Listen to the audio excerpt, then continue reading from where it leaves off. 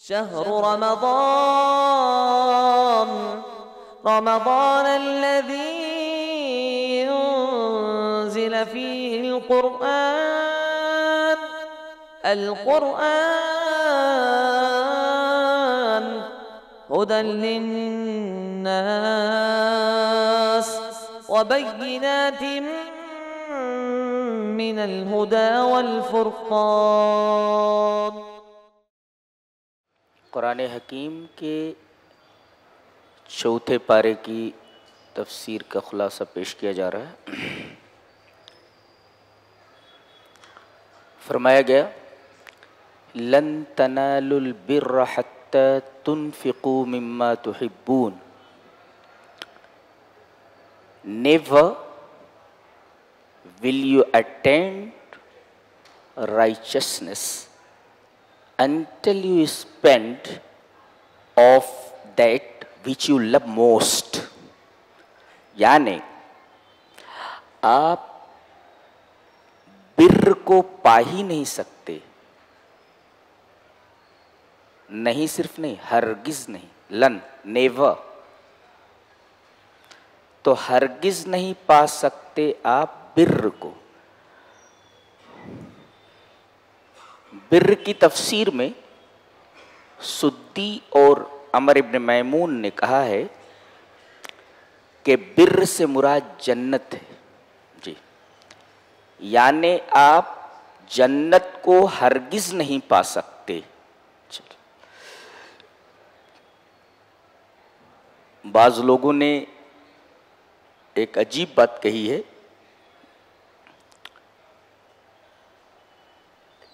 کہ اگر آدمی اللہ کی راہ میں اپنی پسندیدہ چیز خرچ کر دے تو وہ زمرے ابرار میں داخل ہو جاتا ہے۔ لن تنالوا البر حتى تنفقوا مما تحبون۔ تم ہرگز بر کو نہیں پا سکتے، یعنی زمرے ابرار میں داخل نہیں ہو سکتے، ابرار کی جماعت میں داخل نہیں ہو سکتے جب تک کہ تم اپنی پسندیدہ چیز اللہ کی راہ میں خرچ نہ کرو۔ تو بر سے مراد الجنہ، اور آدمی جب اللہ کی راہ میں اپنی پسندیدہ چیز خرچ کرے گا تو سمجھو اس نے بر کیا، اور بر کرنے والا جی ابرار کے زمرے میں داخل ہو جاتا ہے۔ اللہ نے فرمایا ان الابرار لفی نعیم وان الفجار لفی جحیم۔ بے شک ابرار یہ نعمت میں ہوں گے، برا جنت، اور فجار یہ جحیم میں ہوں گے، یعنی جہنم میں ہوں گے۔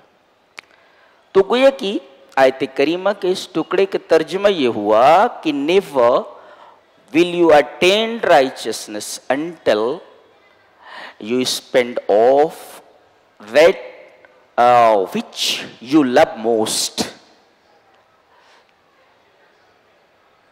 تو گویا کہ آپ ابرار کے زمرے میں داخل ہو گئے۔ یہ مما، یہ دو چیزیں دیکھنے کے لائق ہیں جی۔ یہ من تبعیضیہ ہے، تبعیض ہے۔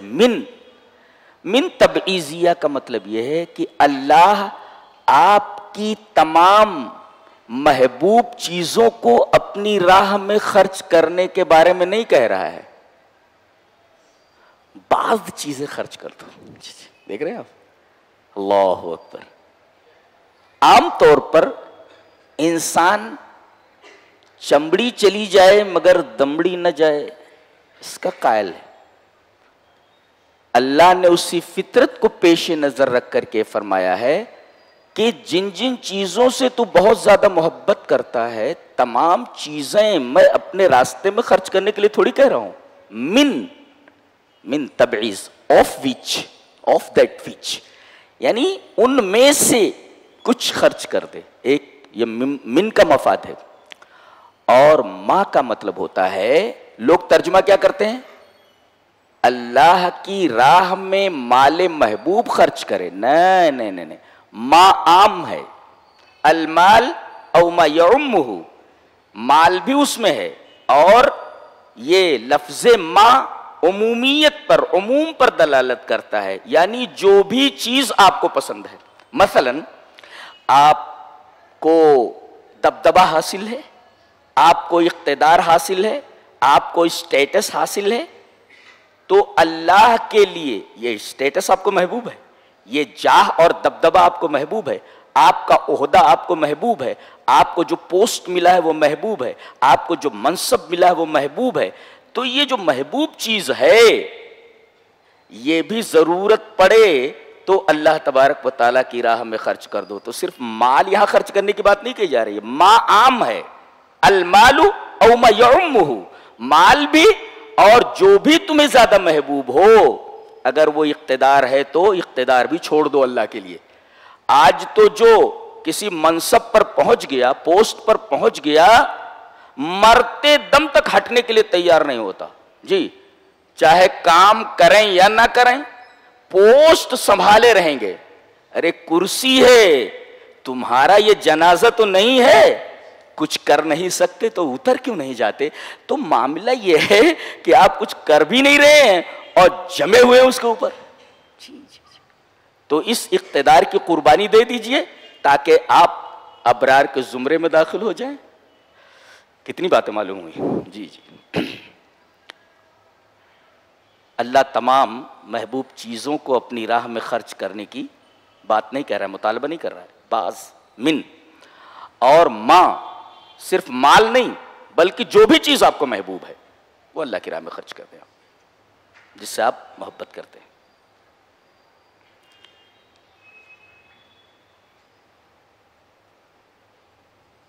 اس کے بعد آگے ایک بات کہی جا رہی ہے، در حقیقت یہ یہودیوں کے ایک سوال کا جواب ہے کہ سب سے پہلی جو مسجد دنیا میں بنائی گئی، روئے زمین پر بنائی گئی، وہ بیت المقدس ہے، لہذا بیت المقدس بیت الحرام سے افضل ہے.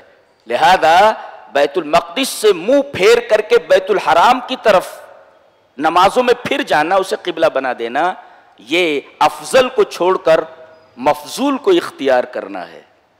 اس کا جواب دیا جا رہا ہے. جی جواب دیا جا رہا ہے، ان اول بیت اُزِّئَ للناس للذی ببکۃ مبارکا وہدی للعالمین. اللہ فرما رہا ہے تم غلط کہہ رہے ہو. سب سے پہلا گھر جو بنایا گیا ہے وہ بکہ میں ہے. سب سے پہلے ہماری نگاہ وضع کے اوپر جاتی ہے، وضع، اور دوسرے نمبر پہ ہماری نگاہ جاتی ہے للناس پر. یوں کہنا چاہیے تھا ان اول بیت بنی للناس، سب سے پہلا گھر جو بنایا گیا. بھائی بنیا بھی تو عربی لفظ ہے، تو بنیا لفظ نہ لا کر کے اوزیا کیوں لایا گیا؟ وضع اور بنا میں کیا فرق ہے؟ جی فرق ہے. وضع کس کو بولتے ہیں؟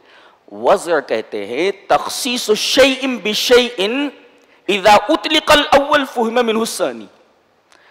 ایک چیز کو ایک چیز کے ساتھ اس طرح خاص کر دینا کہ اگر پہلی چیز بولی جائے تو دوسری چیز سمجھ میں آ جائے، اس کو کہتے ہیں وضع. جیسے ٹریفک لائٹ ہے، ٹریفک لائٹ یہ موضوع ہے، بنائی گئی ہے کائے کے لیے؟ لال ہوتی ہے تو مطلب یہ ہے کہ کھڑے رہیے، رک جائیے، اور جیسے ہی وہ لائٹ ہری ہوتی ہے اس کا مطلب ہے گو، اس کا مطلب اسٹاپ، اس کے بعد لائٹ ہری ہو جائے تو گو، جاؤ. تو یہ جو لائٹ ہے یہ موضوع ہے، موضوع ہے. جی یہ ایک چیز کے ساتھ خاص ہے، یہ لائٹ خاص ہے رکنے اور جانے کے ساتھ. جی تو وہ لائٹ موضوع ہے اور رکنا اور جانا یہ موضوع لہو ہے، اور اس کو اس طرح وہاں پلانٹ کر دینا یہ وضع ہے. جی اب یہاں وہی لفظ استعمال کیا گیا ہے، غور سے دیکھو یہ وضع کیوں لایا گیا. مفسرین لکھتے ہیں ان یجعلوہ وسیلۃ یا ان یجعلوہ ذریعۃ یتوسلوا بہا الی عباد اللہ. یہ اس لیے وضع کیا گیا ہے تاکہ اس کے ذریعے، جیسے لائٹ کے ذریعے آپ رک جا رہے، تو وضع کیا گیا اس وجہ سے کہ آپ اس کو ذریعہ بنائیں، کس کو؟ اللہ کے اس گھر کو اللہ کی عبادت کے لیے. اس وجہ سے یہاں وضع لایا گیا ہے، بنے نہیں لایا گیا. جی اچھا، ایک نقطہ اور ملا کہ یہ جو لائٹ جلتی ہے ہری اور لال، یہ کس کے لیے ہوتی ہے؟ ایک آدمی کے لیے؟ لا، سب کے لیے ہوتی ہے. لہذا کہا کہ اُزِیَ لِلنَّاسِ، یہ گھر تمام لوگوں کے لیے ہے. یہ کسی خاص آدمی کا گھر نہیں ہے، یہ تمام آدمیوں کا گھر ہے. جی اس میں دنیا کے جتنے لوگ ہیں سب مشترک ہے، سب کا گھر ہے یہ. جی اللہ کے اس گھر میں سب شریک ہیں. نہ وہاں کے بادشاہ کا یہ گھر ہے، نہ خالی مکہ والوں کا ہے، نہ مدینہ والوں کا ہے، نہ سعودی عرب والوں کا ہے، کسی کا نہیں ہے. یہ اُزِیَ لِلنَّاسِ، الناس پوری دنیا میں جتنے لوگ ہیں سب کا گھر ہے. جیسے وہ لائٹ وضع کی گئی ہے وہ کسی خاص آدمی کے لیے نہیں ہے کہ آپ کار لے کر آ رہے تو آپ رکیے، ٹرک لے لانے والا وہ نہیں رکے گا، سیدھا چلا جائے گا، موٹر سائیکل والا سیدھا چلا جائے گا. نہیں، وہ لال بتی اگر جل گئی ہے تو سب کے لیے، سارے لوگ رک جائیں، اور ہری بتی جل گئی تو سب کے لیے اجازت ہے کہ چلے جائیں. اس لیے وضع کی گئی ہے. وہ تمام لوگوں کے لیے جس طرح وہ وضع ہے، اسی طریقے سے یہاں وضع کا لفظ استعمال کیا گیا. خانہ کعبہ سب کے لیے ہے، کسی خاص شخص کا گھر نہیں ہے. یہ بتایا گیا اُزِیَ لِلنَّاسِ سے کہہ کر. اور آگے کہا گیا لا، یہ لام مزاحلقہ ہے. لام مزاحلقہ کا مطلب تاکید ہے، سب کے لیے ہے. جی سب کے لیے ہے، اس میں کوئی شک نہیں. اور یہ کہا ہے بکہ میں ہے. آپ سوال کر سکتے ہیں کہ یہاں مکہ نہ کہہ کر کے بکہ کیوں کہا گیا؟ جواب اس کا یہ ہے کہ یہ مکہ کا پرانا نام ہے. کیا؟ بکہ پرانا نام ہے. اور اس وجہ سے بھی کہا گیا کہ سوال اور اعتراض یہود کی طرف سے ہوا تھا، اور ان کی کتابوں میں اس جگہ کا نام، اس شہر کا نام بکہ موجود ہے. میں نے پڑھا ہے، بکہ ان کی کتابوں میں موجود ہے. اس وجہ سے اللہ تبارک تعالیٰ نے فرمایا کہ یہ بکہ اس کا پرانا نام ہے، اسی بکہ کے اندر وہ گھر بنایا گیا. اس کو بکہ کیوں کہتے ہیں؟ اس کا دو مطلب ہے. بکہ اصل میں یہ طباق سے ہے. طباق کا مطلب الازدحام، بھیڑ، کراؤڈ. لِأَنَّ النَّاسَ يَزْدَحِمُونَ عِنْدَ الطَّوَافِ اور فی عرفہ. عرفہ کے اندر بھیڑ ہو جاتی ہے اور طواف کے وقت بھی بھیڑ ہو جاتی ہے. تو طباق کا مطلب ہوتا ہے الازدحام، کراؤڈ. چونکہ طواف کے وقت بہت زیادہ کراؤڈ ہوتا ہے تو طباق کا مطلب کراؤڈ ہوتا ہے، لوگ وہاں بھیڑ کی شکل میں موجود ہوتے ہیں. اس وجہ سے اس کو بکہ کہا گیا. اور دوسرے بکہ کا مطلب ہوتا ہے دقہ. دقہ کا مطلب کوٹ دینا، پیس دینا. مطلب یہ ہوا کہ فلم کوئی بھی بادشاہ فلم یقصدھا جبار بسوء الا وقسمہ اللہ، کسی بھی ظالم نے اگر کعبہ کی طرف، اس شہر کی طرف، اور کعبہ کو ڈھانے کی غرض سے آیا، اسے اللہ تبارک و تعالی نے پیس دیا، کاٹ دیا. اور اصحاب فیل کا واقعہ اس کی نظیر ہے. تو بکہ کا مطلب ہوتا ہے کوٹ دینا، یعنی لم یقصدھا جبار بسوء الا وقسمہ اللہ. کوئی ظالم اس کی طرف آنکھ اٹھا کر بھی دیکھے تو اللہ تبارک تعالیٰ اس کی آنکھ نکال دیتا ہے. جی اس وجہ سے اس کو بکہ کہا جاتا ہے. اور عجیب بات تو یہ ہے کہ یہاں بکہ لایا گیا. کیوں؟ اس لیے کہ یہ حج کے سیاق میں ہے، اور حج کے موقع پر زیادہ بھیڑ ہوتی ہے. دیکھیے نا، حج کے موقع پر بھیڑ ہوتی ہے. جی اس وجہ سے کہا گیا وَلِلَّهِ عَلَى النَّاسِ حِجُّ الْبَيْتِ. تو چونکہ حج کا تذکرہ ہے لہذا حج کے سیاق میں بکہ لانا ضروری ہے. اس لیے کہ بکہ کہتے ہیں طباق سے، اور طباق کہتے ہیں کراؤڈ کو. حج کے وقت کراؤڈ ہوتا ہے. اور سورہ فتح میں بکہ نہیں لایا گیا، مکہ لایا گیا ہے. سورہ فتح آپ پڑھیں گے تو وہاں بکہ نہیں ہے، وہاں مکہ ہے. کیوں؟ اس لیے کہ وہاں بھیڑ کی بات نہیں کہی گئی، وہ حج کے سیاق میں نہیں ہے بلکہ فتح کے سیاق میں ہے، کہ یہی وہ مکہ ہے جس کا نیا نام مکہ ہے، پرانا نام بکہ تھا. مکہ جو اس وقت ہے اللہ اس کو جلد ہی مسلمانوں کے لیے فتح کر دے گا. مسلمان اس کو فتح کر لیں گے، اس لیے کہ وہاں فتح، سورہ فتح میں مکہ ہے. اچھا مکہ کس کو کہتے ہیں؟ مکہ یا بکو کا مطلب ہوتا ہے الامتصاص، چوسنا، چوسنا، چسک، چوسنا. مفسرین نے کہا ہے مکہ کو مکہ اس وجہ سے کہا جاتا ہے لِأَنَّ مَكَّةَ تَمْتَصُّ ذُنُوبَ الْحَجَّاجِ التَّائِبِينَ، جتنے توبہ کرنے والے صحیح العقیدہ حاجی ہوتے ہیں سب کے گناہوں کو چوس لیتا ہے، جی اس وجہ سے اسے مکہ کہا جاتا ہے۔ مکہ مکمل چوسنا، الامتصاص ٹو سک، یعنی توبہ کرنے والے حاجیوں کے گناہوں کو چوس لیتا ہے، جی یعنی وہ گناہوں سے آزاد ہو جاتے ہیں، گناہوں کے بوجھ سے آزاد ہو جاتے ہیں، اس وجہ سے اس کو مکہ کہا جاتا ہے، جی۔ اور ایک مکہ کا مطلب ہوتا ہے امتصاص، چوسنا، لقلت مائہا، پانی نہیں ہے وہاں، پانی کی قلت ہے، اس لیے کہ زمین نے پانی کو چوس لیا ہے، عام طور پر وہاں آپ ندی نہیں دیکھیں گے، سو اس وجہ سے مکہ کو مکہ کہا جاتا ہے کہ وہاں پانی کی قلت ہے، آس پاس ندیاں نہیں ہیں، کوئی نہیں، قلت مائہا، جی۔ اچھا، تو اس کی اتنی صفتیں بیان کی گئیں، پھر اس کے بعد بتایا گیا کہ یہ پہلا گھر ہے، دوسرا گھر کون سا ہے؟ بیت المقدس، اور تیسرا گھر کون سا ہے؟ آخری، پہلا ہے کعبہ، دوسرا ہے بیت المقدس، اور تیسرا گھر ہے مسجد نبوی۔ اسی وجہ سے خانہ کعبہ میں ایک نماز 1,00,000 کے برابر ہے، جی، اور مسجد نبوی میں 1,000 کے برابر ہے، اور بیت المقدس میں 500 کے برابر ہے، جی، یہ حدیث سے ثابت ہے۔ تو گویا سب سے پہلا گھر یہ ہے، اور اتنا بابرکت ہے کہ ایک نماز 1,00,000 نمازوں کے برابر ہے، اللہ۔ اسی وجہ سے آگے کہا گیا مبارکن، بابرکت ہے یہ۔ برکت کس کو کہتے ہیں؟ کثرت الخیر و دوامہ، بہت زیادہ خیر، اور وہ خیر زیادہ ہونے کے ساتھ ساتھ ہمیشہ رہے، اس کو کہتے ہیں برکت۔ آپ کہتے ہیں برکت کی دعا کرو، تو آپ کیا مطلب ہوتا ہے اس کا؟ مولانا ذرا یا بھائی صاحب ہمارے لیے آپ برکت کی دعا کریں، برکت کا کیا مطلب ہوتا ہے؟ برکت کا مطلب ہوتا ہے آپ دعا کریں کہ اللہ بہت زیادہ مجھے خیر دے، اور جو خیر دے وہ ہمیشہ رہے۔ اس کا مطلب ہوتا ہے کہ برکت میں دو چیزیں ہیں، ایک کثرت اور دوسرے دوام، کہ جو کثرت کے ساتھ خیر ملا ہے اللہ تبارک و تعالی اس خیر کو جو کثرت سے ملا ہے وہ ہمیشہ رہے، اس کو کہتے ہیں برکت۔ تو مبارکن، اتنا مبارک ہے، اللہ اکبر۔ تو ایک نماز 1,00,000 کے برابر، برکت ہے کہ نہیں؟ اچھا، دوسری برکت کہا گیا کہ یہاں کا جو پانی ہے ماء زمزم لما شرب لہ، جس مقصد کے لیے یہ پانی پیا جائے آدمی اس مقصد کو پا لے گا۔ یہ حدیث ضعیف ہے، میرا خیال ہے کہ عبداللہ ابن معمل ہے جو متکلم فی ہیں، لہذا یہ حدیث ضعیف ہے۔ لیکن ایک حدیث اور بھی ہے جو ثابت ہے، کیا؟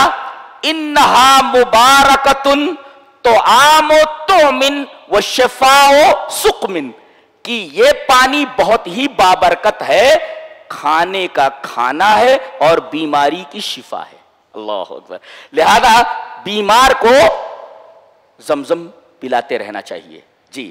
شفاء سقم، بیماری کے لیے شفا ہے، اور طعام طعم، دنیا کا واحد پانی یہ ہے کہ وہ کھانے جیسا ہے، غذائیت ہے اس کے اندر، دنیا کا واحد پانی ہے، جی۔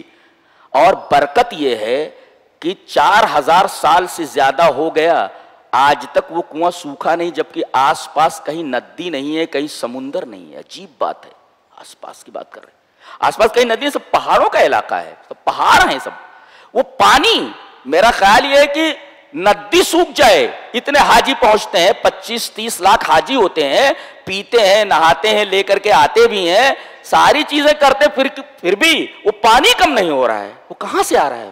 مبارکن، بابرکت ہے، جی۔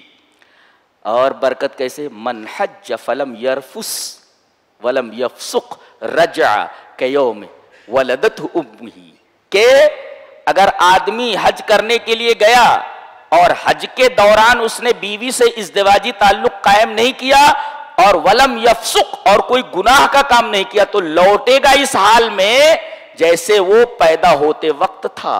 اس کا مطلب گناہوں سے پورا کا پورا دھل دیا جاتا ہے۔ کتنی بڑی برکت ہے یہ! تو وہاں کا پانی بابرکت، اور حج کرنا بابرکت، اور ایک عمرے سے دوسرے عمرے تک تمام گناہوں کا کفارہ، یہ آپ دیکھ رہے ہیں کتنی برکت والی جگہ ہے یہ خانہ کعبہ، کتنی برکت لیے ہوئے ہے، جی جی، کس قدر بابرکت ہے.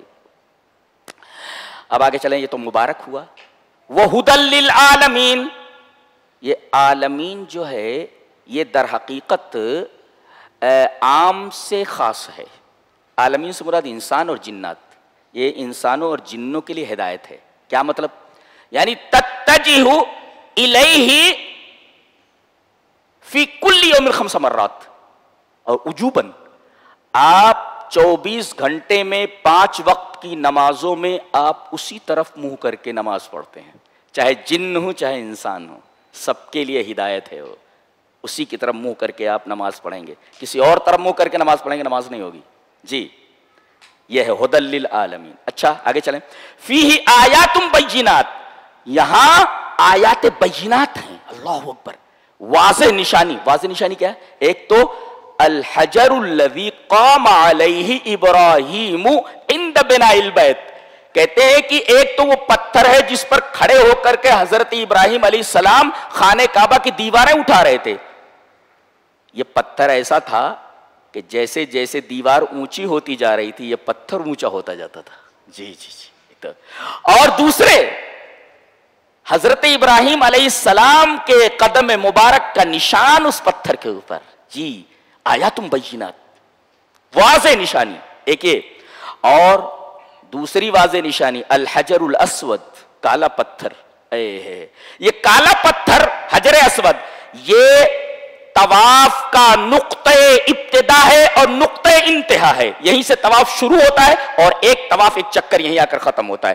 گویا کہ یہ پتھر طواف کا نقطہ ابتدا ہے اور طواف کا نقطہ انتہا ہے. اور یہ کیسا ہے؟ بیضوی شکل ہے، انڈا کار ہے. یہ انڈا کار ہے، یہ بیضوی شکل کا ہے. اور کتنا، اگر میرا حافظہ غلطی نہیں کر رہا ہے تو میرا خیال ہے 30 سینٹی میٹر کا ہے. یہ 30 سینٹی میٹر ہے. جی، اس کا قطر، اس کا ڈائیمیٹر جو اس کا قطر 30 سینٹی میٹر ہے. اور بیضوی شکل ہے، انڈے کی شکل کا ہے، انڈا کار ہے. ایک حدیث ترمذی کی، علامہ البانی نے اس کو صحیح کہا ہے کہ نزل الحجر الاسود من الجنت کان اشد بیاضا من اللبن حتی اسودت خطایا بنی آدم. یہ جنت سے آیا ہے. جی، کہتے ہیں مسلمان بھی تو پتھر کی پوجا کرتے ہیں. ارے اللہ کے بندے، تو دنیا میں جو پتھر پڑے ہوئے ہوتے ان کی پوجا کرتے ہو تم. اچھا، اور یہ جو پتھر آیا ہے یہ جنتی پتھر ہے. لہذا پتھر میں ایک فرق تو یہی ہو گیا. لہذا دنیا کے پتھر کو جنت کے پتھر پر قیاس نہیں کیا جا سکتا. ایک. اچھا، دوسری بات کہ اللہ کے رسول نے فرمایا نزل الحجر الاسود من الجنہ، اور جب یہ آیا ہے تو دودھ سے زیادہ سفید تھا. کان اشد بیاضا من اللبن، دودھ سے زیادہ سفید تھا. whiter than milk، دودھ سے زیادہ سفید. کالا کیسے ہو گیا؟ نقطہ کالا اس وجہ سے ہو گیا کہ بنی آدم کے گناہ اس کے اندر آ گئے. بنی آدم، نقطہ یہ ملا کہ گناہ کا رنگ کالا ہوتا ہے. اللہ، گناہ کا رنگ کالا ہوتا ہے، سفید کو کالا کر دیتا ہے. جی، اور دوسرا نقطہ یہ ملا کہ انسانوں کے گناہوں سے پتھر بھی متاثر ہوتے ہیں. ایک اور حدیث بخاری ہے کہ شجر اور دواب، چوپائے اور درخت بھی متاثر ہوتے ہیں. اور یہی نہیں، آسمان اور زمین متاثر ہوتے ہیں. تبھی تو کہا گیا فما بکت علیہم السماء والارض، ان کے اوپر آسمان اور زمین نہیں روئے. یعنی بعض لوگ مرتے ہیں تو آسمان اور زمین روتے ہیں. رویا کیوں؟ آسمان اور زمین روئے کیوں؟ جب آدمی متاثر ہوتا ہے تبھی تو روتا ہے. اللہ اکبر. جی، یہاں ایک نقطہ اور ملا کہ کبھی کبھی دل پتھر سے زیادہ سخت ہو جاتے ہیں. دیکھو، پتھر متاثر ہو گیا، کالا پن لے لیا، متاثر ہو گیا ہے. لیکن دل کبھی کبھی ایسا ہوتا ہے، لاکھ اسے سمجھاؤ لیکن کبھی مان کر نہیں دیتا، تو پتھر سے زیادہ سخت ہوا. اللہ نے فرمایا ثم قست قلوبکم من بعد ذلک فہی کالحجارۃ واشد قسوہ، تمہارے دل سخت ہو گئے یہاں تک کہ پتھر بن گئے، بلکہ پتھر سے بھی سخت. دیکھو، یہ پتھر جنتی یہ متاثر ہو گیا انسانوں کے گناہوں سے. جی، گناہوں سے متاثر ہو گیا، سفید تک کالا ہو گیا. تو یہ جنتی پتھر ہے. تو یہ کہنا کہ آپ بھی پتھر کی پوجا کرتے ہیں، تو پہلا جواب تو یہ ہے کہ یہ جنت سے آیا ہوا پتھر ہے اور تم جو پوجتے ہو وہ دنیا کا پتھر ہے، لہذا دنیا کے پتھر کو جنت کے پتھر پر قیاس کرنا قیاس مال فارق ہے، صحیح نہیں ہے. دونوں جگہوں میں جنت کا پتھر ہے.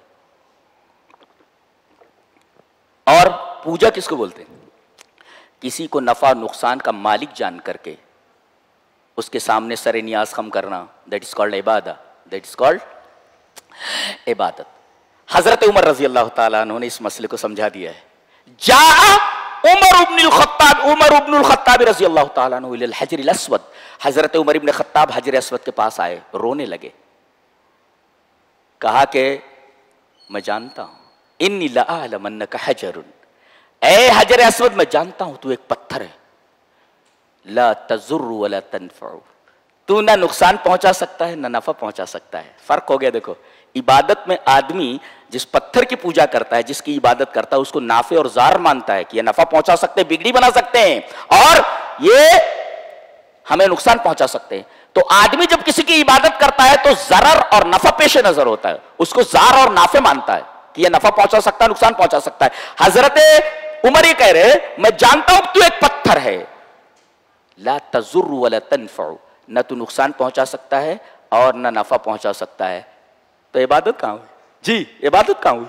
اچھا وہ آگے کہہ رہے لولا انی رأیت رسول اللہ صلی اللہ علیہ وسلم یقبلک ما قبلتک، اگر میں نے رسول کو تجھے چومتے ہوئے نہ دیکھا ہوتا تو میں کبھی نہیں چومتا. گویا کہ حجر اسود کو چومنا اتباع رسول ہے نہ کہ عبادت ہے. جی اتباع رسول ہے. یہ رسول نے چوما تو اس وجہ سے چوم رہا ہوں. اور جہاں تک تجھے معبود ماننے کی بات ہے تو معبود ہو ہی نہیں سکتا اس لیے کہ تو ایک پتھر ہے. لا تنفع ولا تضر. تو ہم عبادت کہاں کرتے ہیں؟ اور کسنگ از ناٹ ورشپنگ، اس لیے کہ چومنا یہ عبادت نہیں ہوتا. آدمی بچے کو چومتا ہے، اٹ از عبادت؟ نو، عبادت کہاں ہے یہ؟ تو کسنگ از ناٹ ورشپنگ. تو ہم اس کو معبود مان کر کے ہم حجر اسود کو نہیں چومتے ہیں. اچھا اس پتھر کی ایک اور خصوصیت ہے جو ہمارے دل سے قریب ہے کہ اس پتھر کو حضرت ابراہیم خلیل اللہ نے اور آپ کے بیٹے نے اس پتھر کو چھوا ہے.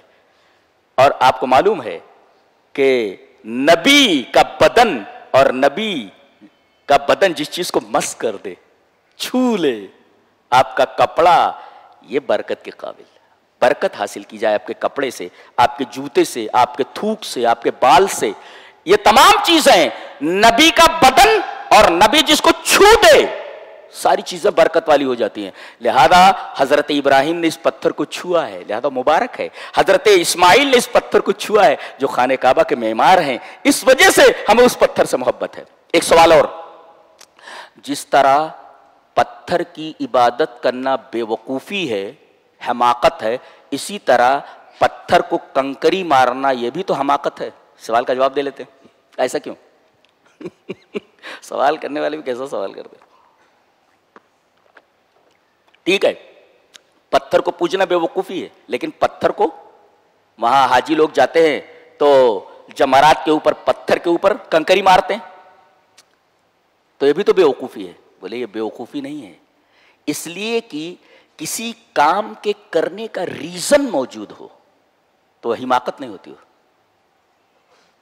ریزن ہے اس کا. کیا ریزن ہے؟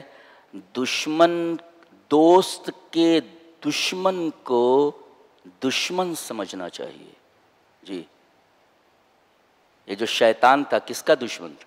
حضرت ابراہیم کو روک رہا تھا نا بیٹے کی قربانی سے،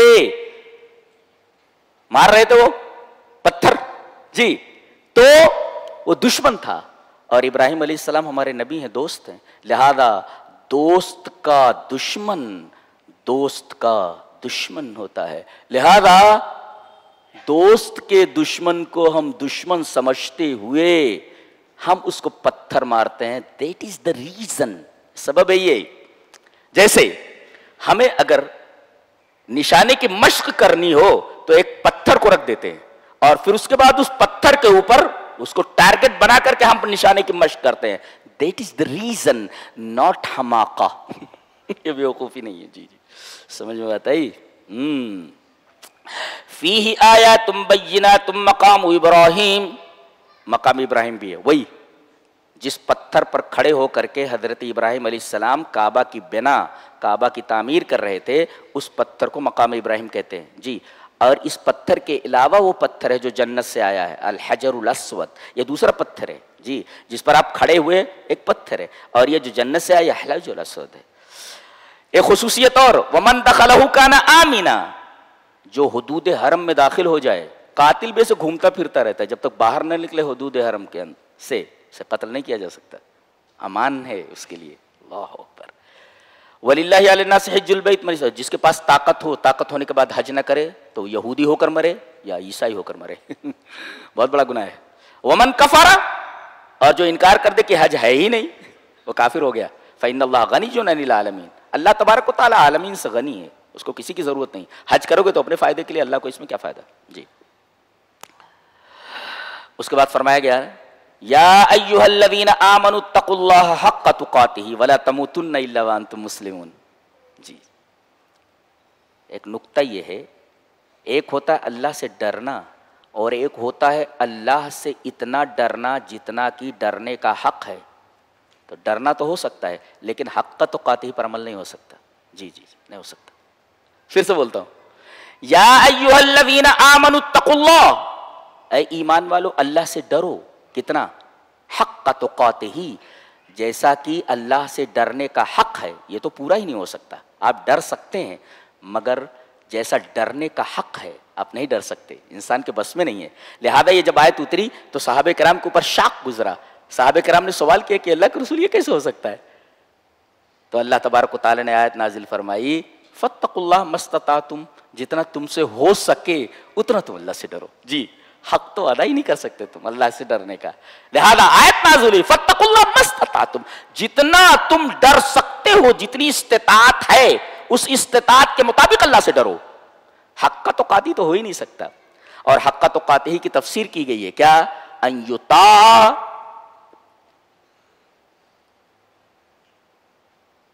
کہ اللہ کی اطاعت کی جائے، فلا یعصى، اس کی نافرمانی نہیں کی جائے، اور وَيُذْكَرَ فَلَا يُنْسَى، اس کا ذکر کیا جائے بھولا نہ جائے اس کو. اور تیسرے وَيُشْكَرَ وَلَا يُكْفَرَ، اس کا شکر ادا کرنا چاہیے، ناشکری نہیں کرنی چاہیے. اب ظاہر ہے ان تین چیزوں کو کون کر سکتا ہے؟ کون کر سکتا ہے؟ لہذا اللہ تبارک و تعالیٰ نے فاتقوا اللہ ما استطعتم، جتنا ڈر سکتے ہو ڈرو اللہ سے. اچھا، وَلَا تَمُوتُنَّ إِلَّا وَأَنْتُمْ مُسْلِمُونَ، دیکھو مرنا تو اسلام پر ہی مرنا. ایک سوال، آدمی کے بس میں تو نہیں ہے اسلام پر مرنا، اس لیے کہ موت اس کے بس میں نہیں ہے.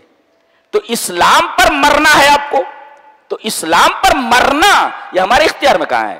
اللہ نے فرمایا تقوی اختیار کر لو، اللہ تبارک تعالیٰ کی طرف سے تمہارے لیے فیصلہ ہو جائے گا، تم اسلام پر مرو. گویا کہ اسلام پر مرنے کے لیے ضروری ہے کہ آدمی کے پاس تقوی ہو جی. آگے فرمایا گیا وَلْتَكُمْ مِنْكُمْ أُمَّةٌ يَدْعُونَ إِلَى الْخَيْرِ وَيَأْمُرُونَ بِالْمَعْرُوفِ وَيَنْهَوْنَ عَنِ الْمُنْكَرِ وَأُولَٰئِكَ هُمُ الْمُفْلِحُونَ. بہت غور سے سنیے، تم میں ایک جماعت ایسی ہونی چاہیے جو لوگوں کو خیر کی طرف بلائے. دیکھو یہاں یدعون الی الخیر ہے، یدعون للخیر نہیں ہے.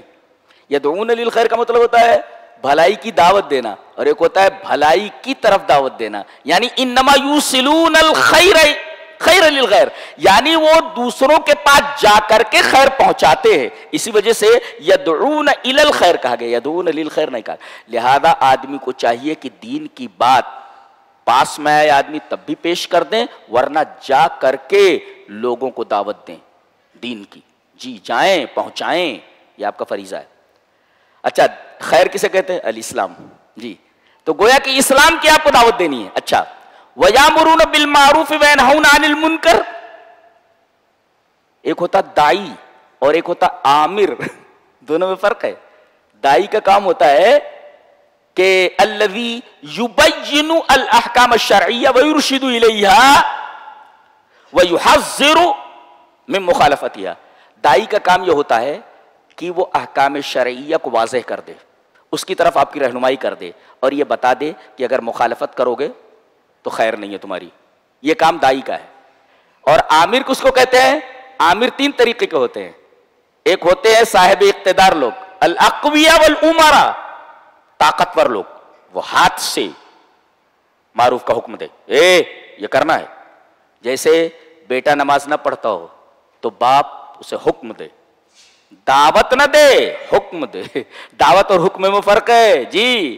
انہیں بتائے بیٹا ایسا ہے ویسا ہے، نماز پڑھو گے تو نہیں، ڈنڈے کی ضرورت ہے، یہ آمر جی. اس وجہ کیسے 7 سال کے ہو تو نماز کا حکم، 10 سال کے ہونا پڑے تو فضربو، پیٹو ان کو اچھی طرح. چلو اٹھو. اب کہاں رہ گئے ایسے باپ، کہاں رہ گئے ایسے بچے، کہاں رہ گئے؟ مائیں تو پہلے دوڑا دوڑا کر کے مارتی تھی جی، اور باپ خالی گھور کر دیکھ لیتا تھا تو بچے کا پیشاب اتر دیتا تھا. اب کہاں رہ گیا؟ کچھ نہیں رہ گیا جی. تو ایک ہے بلانا، دعوت دینا، اور ایک ہے امر، حکم دینا اور منع کرنا، نہیں کرنا، یہ موبائل نہیں دیکھنا ہے، رکھ اس کو، اور نماز کے لیے جانا ہے، یہ امر ہے. ایسا کر لے بیٹا، یہ دعوت ہے. یہ تو دعوت کی جگہ دعوت کرو، وہ دعوت کھانے والے بھی دعوت جہاں ضرورت کرو، اور جہاں دین کی دعوت دینی وہاں دعوت، اور جہاں امر کی ضرورت پڑے. تو آمر اور ناہی 3 قسم کے ہوتے ہیں. ایک ہوتے امراء، طاقتور لوگ ہوتے ہیں، صاحب اقتدار ہوتے ہیں. کہیں شراب کھانا کھل گیا، عالم کیا کرے گا؟ العلماء باللسان، زبان سے بولیں گے. یہ نہیں ہونا چاہیے، غلط ہے، یہ محلے کے لڑکے خراب ہو جائیں گے. تو علماء حکم دے زبان سے، العلماء باللسان. اور جو صاحب اقتدار ہیں وہ کیا کریں؟ ڈنڈا لائیں، پولیس بھیج دو، بند کرو اس کو، بند کرو اس کو. یہ نہیں، یہ صاحب اقتدار کا کام ہے. اور عوام کا کام یہ ہے دل سے برا سمجھے، بول نہیں سکتے نا، دل سے برا سمجھے، ارے کیا کھول دیا ہے بھائی، وہاں جا کر کے بچے سب خراب ہو جاتے. تو 3 قسم کے لوگ ہیں. ایک ہے علماء، العلماء باللسان، زبان سے بولے کہ یہ غلط ہے. اور صاحب اقتدار لوگ وہ فوراً وہاں پر ایکشن لے جا کر کے، بند کر اس کو، ورنہ خیریت نہیں ہے تیری. اور عوام، ارے کائے کو کھول لیا بھائی، لڑکے خراب ہو جائیں گے، دل میں اس کو برا سمجھے. یہ 3 کیٹیگری کے لوگ ہیں. تو ایک ہوتا ہے دعوت اور ایک ہوتا ہے امر، دونوں میں فرق ہے. تو گویا کہ آپ خیر کی طرف، اسلام کی طرف بلائیں، اور خیر عام ہے، اس کے اندر معروف اور منکر دونوں ہے. معروف، امر بالمعروف اور نہی عن المنکر دونوں خیر میں ہے. ایسے ہی ہے جیسے عام کے بعد خاص ذکر کرنا، حافظوا علی الصلوات والصلاۃ الوسطی. دیکھو نمازوں کی محافظت کرو، خاص طور سے صلاۃ وسطی، عصر کی نماز. دیکھ رہے ہیں آپ، عام ذکر کر دیا گیا، نمازوں کی محافظت کرو، والصلاۃ الوسطی. ایسے ہی خیر کی دعوت دو، خاص طور سے امر بالمعروف اور نہی عن المنکر. یعنی معروف کا مطلب کیا ہوا؟ معروف کا مطلب یہ ہوا ما وافق الکتاب والسنہ، جو سنت اور کتاب کے مطابق ہو معروف، اور ما خالف الکتاب والسنہ والمنکر، لہذا جو کتاب و سنت کے خلاف ہو اس سے روکیں، اور جو کتاب و سنت کے موافق ہو اس کا حکم دیں. یہ مطلب ہے یامرون بالمعروف وینہون عن المنکر کا. تو یدعون الی الخیر عام ہے، اور یامرون بالمعروف وینہون عن المنکر خاص ہے جی. اور یہ دونوں جماعتیں ہونی چاہیے ہمارے معاشرے میں، اور ڈنڈے والے بھی ہونے چاہیے اور زبان والے بھی ہونے چاہیے. علماء بھی جو زبان سے کام لیں، اور طاقتور لوگ ڈنڈے سے کام لیں، برائی کو ختم کرنے کے لیے اور بھلائی کا حکم دینے کے لیے. یہ چیزیں نہیں رہ گئی ہیں، اسی وجہ سے معاشرہ بگڑتا جا رہا ہے پورا جی.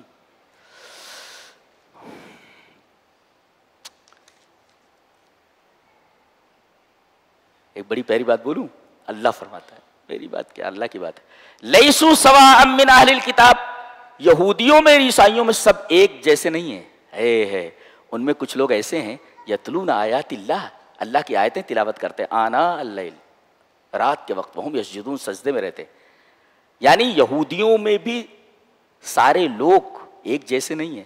یعنی don't paint everything with the same brush, ہر ایک کو ایک لکڑی سے مت ہانکو جی. تو لیسوا سواء من اہل الکتاب جی، سب ایک جیسے نہیں ہیں، بعض بڑے نیک ہیں.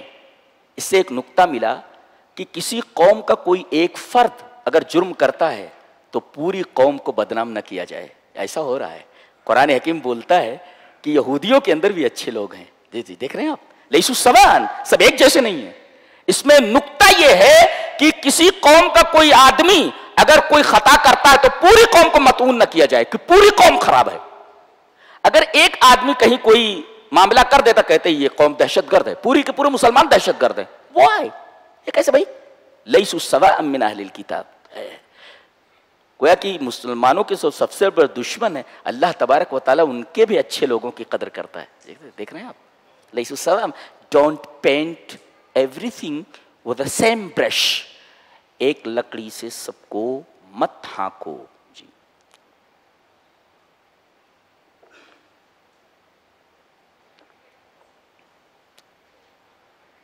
جی مسجد میں سب سے پہلے آنے والا سب سے بعد میں نکلتا ہے, اور سب سے بعد میں آنے والا سب سے پہلے نکلتا ہے.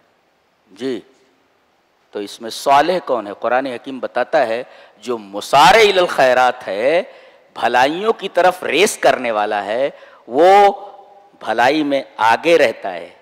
مسجد میں پہلے آتا ہے نکلتا بعد میں ہے, جو بعد میں آتا ہے نکلتا پہلے ہے, وہ پیچھے سے کھسک لیتا ہے, بھاگ لیتا ہے وہ.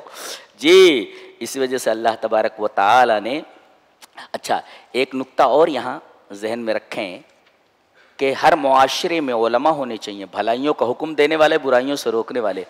اور اس پر فائدہ کیا بتایا گیا؟ فائدہ دیکھیے, وَلْتَكُمْ مِنْكُمْ أُمَّةٌ يَدْعُونَ إِلَى الْخَيْرِ وَيَأْمُرُونَ بِالْمَعْرُوفِ وَيَنْهَوْنَ عَنِ الْمُنْكَرِ وَأُولَٰئِكَ هُمُ الْمُفْلِحُونَ. جب تک ہمارے درمیان مصلحین ہیں تب تک ہم مفلحین ہیں. ہاں, جب تک ہمارے درمیان مصلحین ہیں, اصلاح کرنے والے, تب تک ہم مفلحین ہیں, کامیاب ہیں. مصلحین ہمارے درمیان سے نکل جائیں تو ہم مفلحین نہیں رہ جائیں گے, کامیاب رہے. جب تک ہمارے درمیان مصلحین ہیں ہم مفلحین ہیں. اچھا, اور جو مسجد سے نکلنے والی بات ہے کہاں کہی گئی؟ آگے کہی جا رہی ہے. یؤمنون باللہ والیوم الآخر ویأمرون بالمعروف وینہون عن المنکر ویسارعون فی الخیرات واولئک من الصالحین. اللہ, مسارع کا مطلب ہوتا ہے ریس. ایک لڑکا دوڑتا ہے تو دوسرے لڑکے کو اس کے ساتھ دوڑایا جاتا ہے کہ کون پہلے ٹارگٹ پہ پہنچے گا. اس کو کہتے ہیں مسارع. مسارع گویا جو لوگ بھلائیوں میں بڑھ چڑھ کے حصہ لیتے ہیں, پہلے آتے ہیں مسجد میں, بعد میں جاتے ہیں, اولئک هم الصالحین. اگر کوئی پوچھے صالح کس کو بولتے ہیں, نیک کس کو بولتے ہیں, تو آپ بولیں جو مسارع الی الخیرات کرتا ہو, یعنی نیکیوں میں آگے آئے اور نکلے بعد میں, پہلے آئے اور نکلے بعد میں. اور صالح کون نہیں ہے؟ جو آئے بعد میں اور نکلے پہلے. جی جی, اولئک من الصالحین. صالح کون؟ جو مسارع الی الخیرات کرے, بھلائیوں کی طرف سبقت کرے, ریس کرے. تو 10 روپے دے رہا, میں 20 روپے دیتا ہوں, دیٹ از کالڈ مسارعہ فی الخیرات. جی, وہ مسجد والے اعلان کر رہے ہیں نا بار بار, وہ 35 لاکھ جلدی سے دے دو. کب تک دے رہے ہو؟ 15-20 دن میں دے دو اس کو. جی, 35 لاکھ.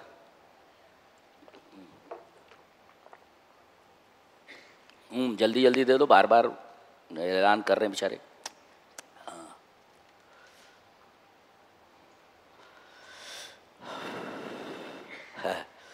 ایک بات بڑی اچھی کہی جا رہی ہے کہ جنگ احد کے اندر جیتی ہوئی جنگ ہار گئے مسلمان. جی جی, جیت گئے تھے پورے, اور جیتی ہوئی جنگ ہار گئے. وجہ کیا تھی؟ 3 وجہ ہوتی ہے شکست کی. یہ یاد رکھیں, نکتہ ہے. آدمی ہارتا کب ہے, کوئی قوم ہزیمت خوردہ کب ہوتی ہے؟ جب اس کے اندر 3 چیزیں آ جائیں. ایک اختلاف, دوسرے ارتکاب المعاصی, معصیت کا ارتکاب, اور ایک تعلق بالاشخاص. 3 چیزیں ذہن نشین کیا جائے. پہلی چیز کیا ہے؟ ارتکاب المعاصی, گناہوں کا ارتکاب ایک چیز ہے, بڑی خطرناک چیز ہے یہ. اور ایک تعلق بالاشخاص, اللہ کو چھوڑ کر کے, رسول کو چھوڑ کر کے دوسرے لوگوں سے تعلق پیدا کر لینا. آج لوگوں نے رسول کو چھوڑ کر کے, حدیثیں چھوڑ کر کے اماموں سے اپنا ربط قائم کر لیا ہے. جی, اور ایک اختلاف, آپس میں اختلاف ہوا.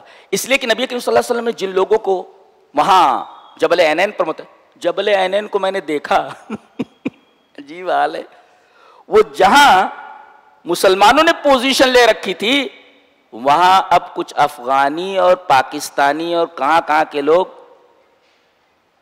مرچیں اور دھنیا بیچ رہے ہیں. میں نے کہا یہ قوم یہاں تک آ گئی ہے. جہاں مسلمان کافروں کے خلاف میں میدان جنگ میں اترے ہوئے تھے, وہاں آج دھنیا اور مرچیں بیچی جا رہی ہیں. ہم کہاں سے کہاں آ گئے ہیں, اللہ, کہاں سے کہاں آ گئے. اور وہ جبل عینین جو انتہائی ویک پوائنٹ تھا حضرت خالد کی نگاہ میں تھا، وہ جیسے وہاں سے ہٹے، سامنے جب کافر بھاگنے لگے تو مسلمانوں نے کہا الغنیم الغنیم. ارے بولے نبی کریم صلی اللہ علیہ وسلم نے یہاں سے اترنے کے لیے منع کیا. ارے بولے اس وقت منع کیا تھا جب مسلمان جیتے نہیں تھے. دیکھو اختلاف ہوا آپس میں، کچھ لوگ ٹھہرے رہ گئے، کچھ لوگ نیچے اتر آئے. حضرت خالد نے دیکھا کہ میدان خالی ہے، جتنے لوگ وہاں تھے سب کی گردنیں کاٹ دی اور یوں پیچھے سے گھوم کر کے مسلمانوں کے سر پر سوار ہو گئے. تھوڑی دیر کے اندر تقریباً 70 سے زائد صحابہ کرام مارے گئے. جی جی جی جی اختلاف کا نتیجہ دیکھ رہے ہیں آپ. اختلاف جہاں بھی ہوگا مارے جاؤ گے.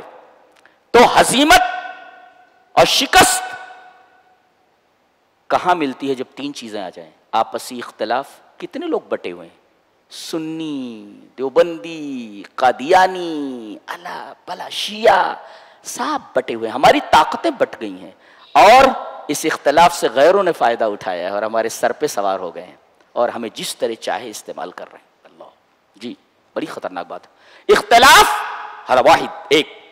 دوسرے ارتکاب المعاصی، گناہ کا ارتکاب، نبی کی بات نہیں مانی انہوں نے. اور التعلق بالاشخاص، لوگوں سے تعلق جوڑا انہوں نے، دنیا سے، آخرت سے نہیں. تھوڑی دیر کے لیے ہار گئے. جی یہ تین چیزیں یہ سبب ہوتی ہیں تباہی کا اور ہار کا سبب ہوتی ہیں. اللہ اکبر.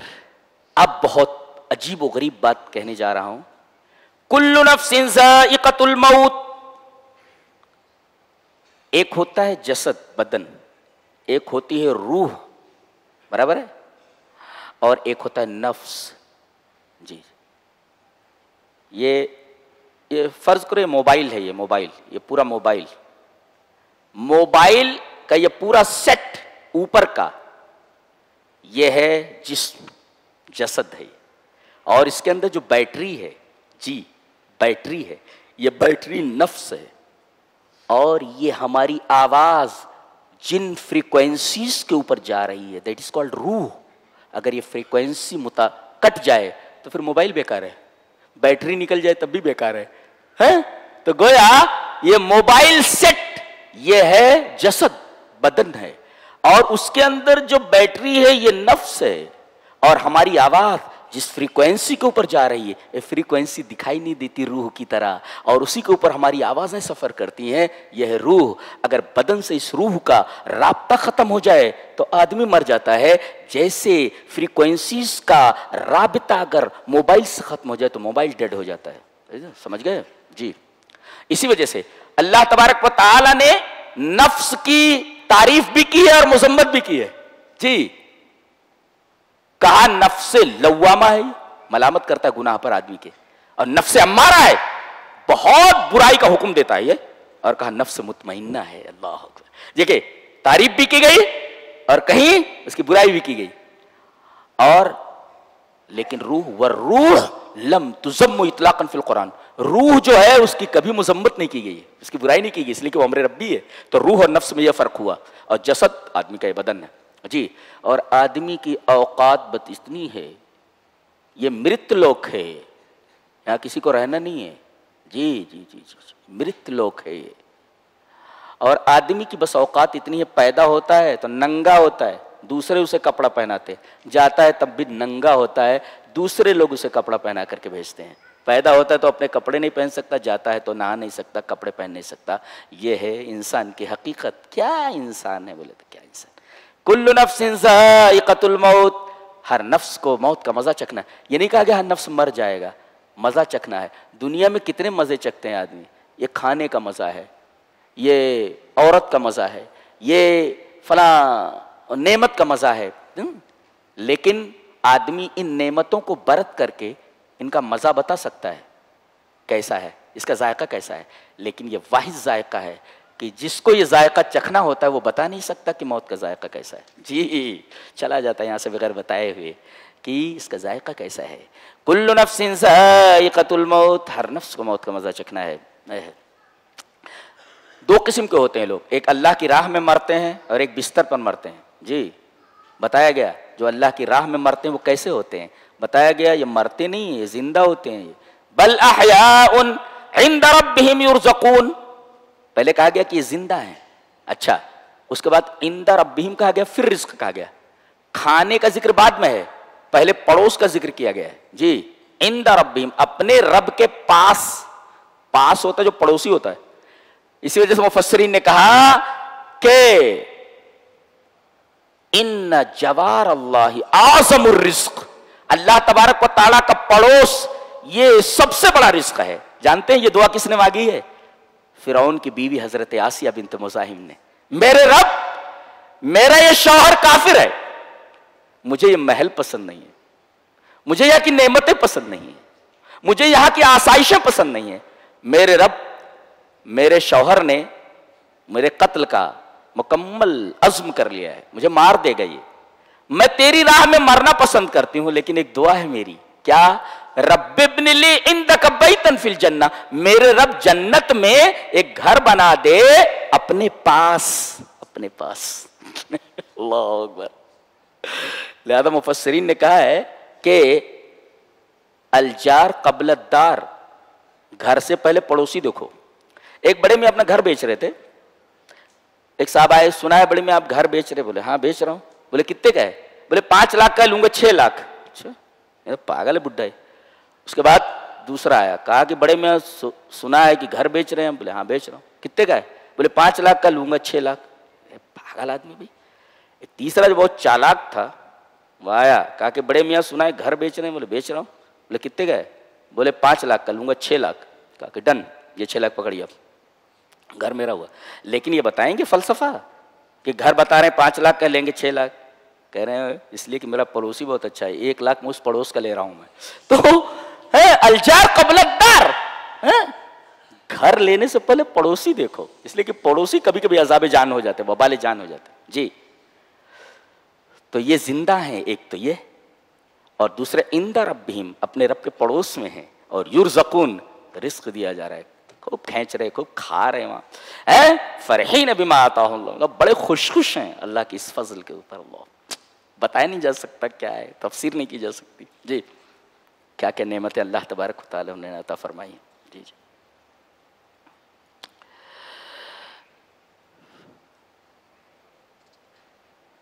فرمایا گیا اللہ تبارک و تعالی، آدمی جب مر جاتا ہے یا قتل کر دیا جاتا ہے تو ان کے بارے میں فرمایا گیا کہ سب سے بہترین چیز انسان کی جسے جمع کرے، جمع کرنے کے لائق جو چیز ہے وہ آخرت ہے، دنیا نہیں ہے. مال جمع کرنا، مال سے بہتر ہے آخرت. اس پر ایک مفسر کی تفسیر میں نے دیکھی بہت پیاری، سن کر کے جاؤ. مال سے بہتر ہے کیا؟ مال سے بہتر ہے آخرت کی تیاری. کیسے؟ آدمی کے پاس مال آیا لیکن صبح کا سورج دیکھنا نصیب نہیں ہوا، مر گیا. مال کا ہے گا؟ مال کس فائدے کا؟ چلو مال ہے، دوسری شکل، مال ہے، صبح زندہ بھی رہا لیکن اچانک زلزلہ آ گیا، گھر گر گیا، گھر میں تو فٹ پاتھ پر آ گیا ہے نا. مال کس کام کا؟ ضائع ہو گیا.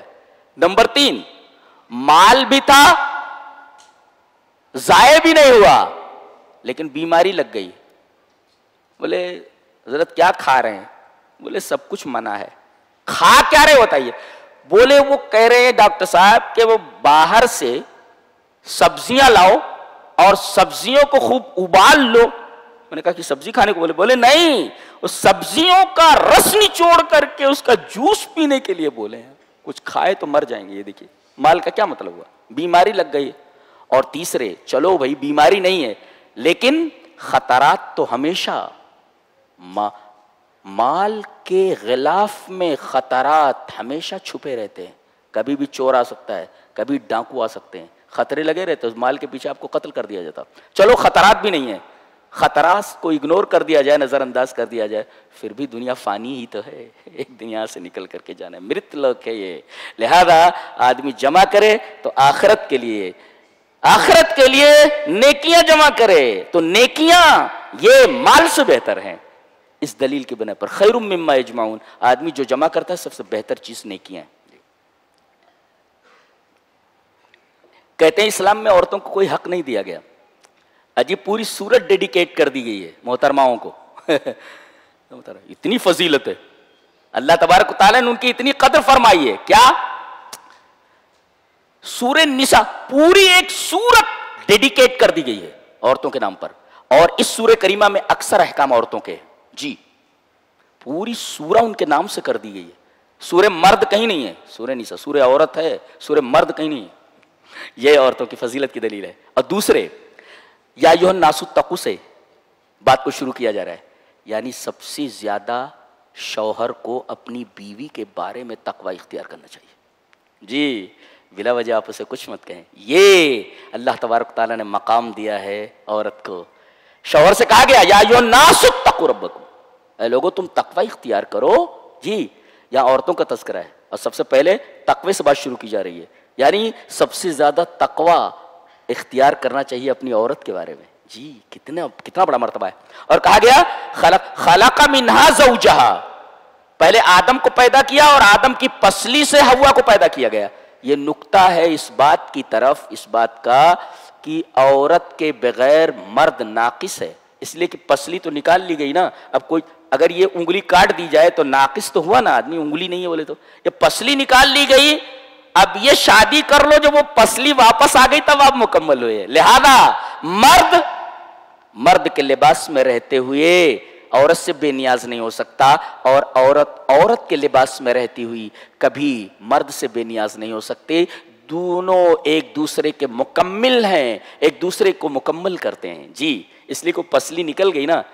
اور بعض لوگوں نے یہ کہا ہے کہ وہ پسلی نیچے ہوتی ہے, یہ نہ پیر کے پاس ہوتی ہے نہ سر میں, لہذا ان کو نہ سر پہ بٹھاؤ نہ پیر کے نیچے رکھو, بلکہ انہیں دل کے پاس رکھو.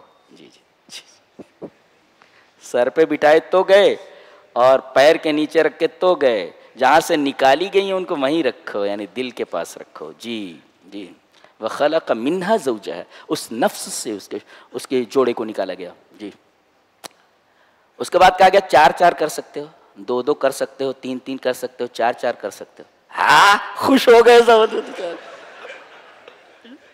لیکن کہا گیا کہ اگر عدل نہ کر سکو, اللہ تعدلوا فواحدۃ, کوئی کہے کہ قرآن کی تفسیر ایک لفظ میں کر دو تو کیسے کرو گے؟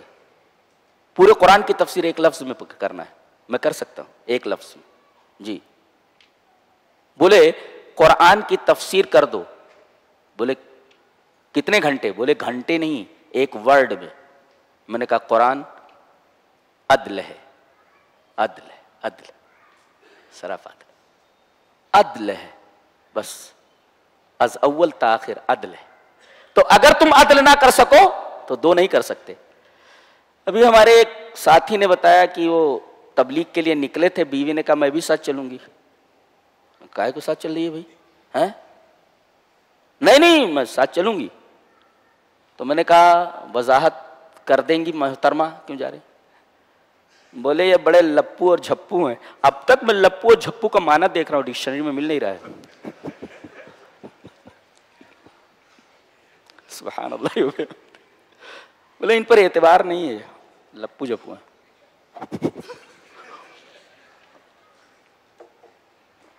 فَإِنْ خِفْتُمْ أَلَّا تَعْدِلُوا فَوَاحِدَةً, 2 کر سکتے ہو, 3 کر سکتے ہو, 4 کر سکتے ہو, منع نہیں ہے, لیکن عدل ضروری ہے.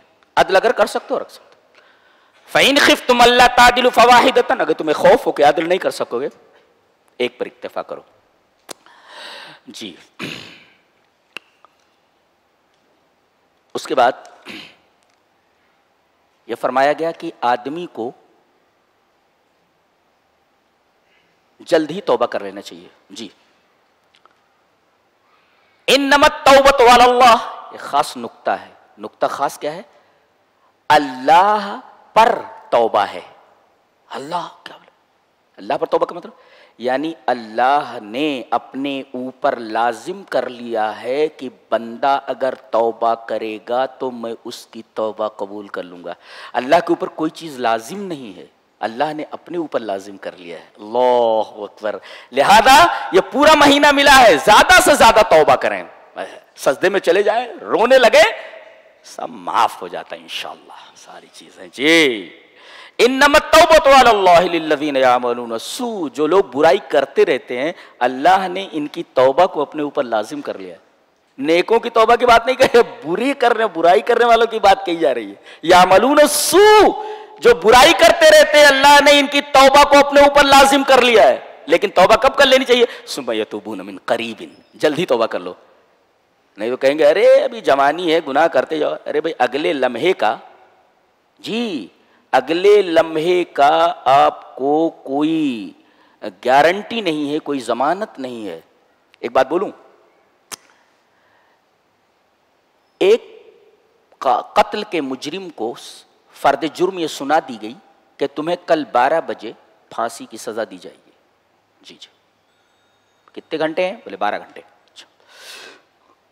دنیا کی تمام نعمتیں سامنے لا کر رکھ دی جائیں، اس کے نگاہوں میں صرف اور صرف کھانے کا ذائقہ اور کھانے کوئی بھی اہمیت نہیں رکھیں گے. اس کی نگاہوں میں صرف پھانسی کا جھولتا ہوا پھندا ہی دکھائی دے گا. جی لیکن کم سے کم اسے معلوم ہے نا کہ 12 گھنٹے میں زندہ رہ سکتا ہوں. لیکن ہماری زندگی تو اگلے لمحے کی کوئی گارنٹی نہیں ہے. تو ترقبوا حتی، ایک لمحے کے لیے بھی بالکل آپ غافل مت ہوئیے، اس لیے کہ اگلے لمحے اٹیک آیا، خلاص یہاں سے وہاں. تو ہم تو اس پھانسی کے سزا یافتہ شخص سے بھی گئے گزرے ہیں. ہماری زندگی کے ایک لمحے کی کوئی گارنٹی نہیں ہے. جی تو جلدی سے توبہ کر لے. ثم یتوبون من قریب، کل شیء قبل الموت فهو قریب، موت سے پہلے جو توبہ کر لے وہ قریب کہا جائے گا. کل شیء قبل الموت، فرشتہ دکھ گیا تو پھر توبہ کا دروازہ بند ہو جاتا ہے، پھر توبہ قبول نہیں ہوتی.